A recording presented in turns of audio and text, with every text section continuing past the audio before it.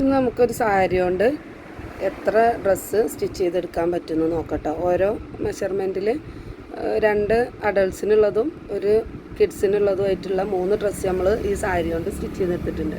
അപ്പോൾ ഇതിൽ തന്നെ 5 മീറ്റർ ക്രൈപ്പിൻ്റെ ക്ലോത്താണ് നമ്മൾ ലൈനിങ് ആയിട്ട് എടുത്തിട്ടുള്ളത്. അപ്പോൾ അതിൻ്റെ പ്രിൻറ്റിനനുസരിച്ചിട്ട് ഓരോ ഭാഗത്തേക്കും വരുന്നത് ആദ്യം നമ്മൾ കറക്റ്റായിട്ട് ഒന്ന് പ്ലാൻ ചെയ്തിട്ട് വേണം കട്ട് ചെയ്യാൻ വേണ്ടിയിട്ട്. അപ്പോൾ ആദ്യം നമ്മളിതാ ഇതുപോലെ ഒരു 4 വയസ്സായ കുട്ടിക്കുള്ള ഇങ്ങനെ ഒരു ഫ്രോക്ക് സ്റ്റിച്ച് ചെയ്തെടുത്തിട്ടുണ്ട്. അപ്പോൾ അതിൻ്റെ ബാൻഡൊക്കെ സാരിയുടെ സ്റ്റാർട്ടിങ്ങിൽ വരുന്ന ആ ഭാഗത്തു നിന്നാണ് ഇതിൻ്റെ ഈ ബാൻഡും മറ്റേ ചുരിദാറിൻ്റെ ഒരു സൈഡ് ഓപ്പൺ ചുരിദാർ വരുന്നുണ്ട്. സൈഡ് ഓപ്പൺ ചുരിദാറിൻ്റെ സ്ലീവും ആ സാരിയുടെ സ്റ്റാർട്ടിങ്ങിൻ്റെ ആ ഭാഗം കൊണ്ടാണ് ചെയ്തിട്ടുള്ളത്. ബാക്കിയുള്ള പ്രിൻ്റുകൾ അല്ലാത്ത ഭാഗത്തേക്ക് കൊടുത്തു.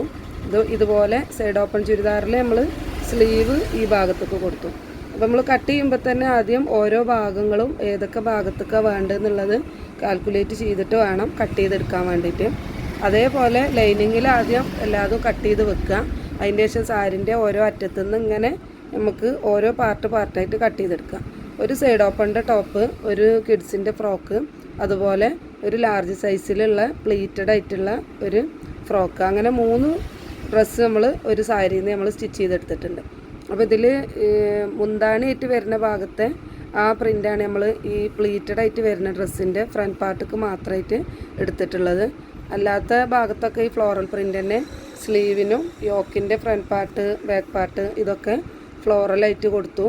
അതേപോലെ സൈഡ് ഓപ്പണിൻ്റെ സ്ലീവ് ഉണ്ടായിരുന്ന ക്ലോത്ത് ആ ഭാഗത്തേക്ക് തികഞ്ഞതുകൊണ്ട് നമ്മൾ സ്ലീവ് കുറച്ച് ഫ്ലോറലായിട്ട് വരാത്തൊരു ഭാഗം ഉണ്ടായിരുന്നു ആ സാരിയിൽ. ആ ഭാഗം സ്ലീവിനും കൊടുത്തു. ഈ ഡ്രസ്സിൻ്റെ ബാൻഡിനും കിഡ്സിൻ്റെ ഫ്രോക്കിൻ്റെ ബാൻഡിനും ഇതെടുത്തിട്ടുള്ളത്. അപ്പോൾ നമുക്കൊരു സാരിയിൽ തന്നെ നമ്മൾ അഡ്ജസ്റ്റ് ചെയ്ത് കട്ട് ചെയ്യുകയാണെന്നുണ്ടെങ്കിൽ നമുക്ക് ഇത്രയും ഡ്രസ്സ് നമുക്ക് സ്റ്റിച്ച് ചെയ്തെടുക്കാൻ പറ്റും.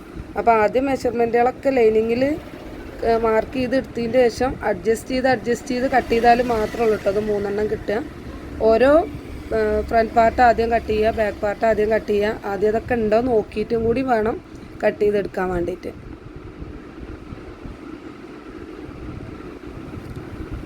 സാരിക്കൊക്കെ ആകുമ്പോൾ ലൈനിങ് എപ്പോഴും ക്രൈപ്പിൻ്റെ ലൈനിങ് കൊടുക്കുക, കോട്ടൻ്റെത് കൊടുക്കാതിരിക്കുക. ഇതിൽ നമ്മൾ ഇത്രയും മെഷർമെൻറ്റാണ് കേട്ടോ.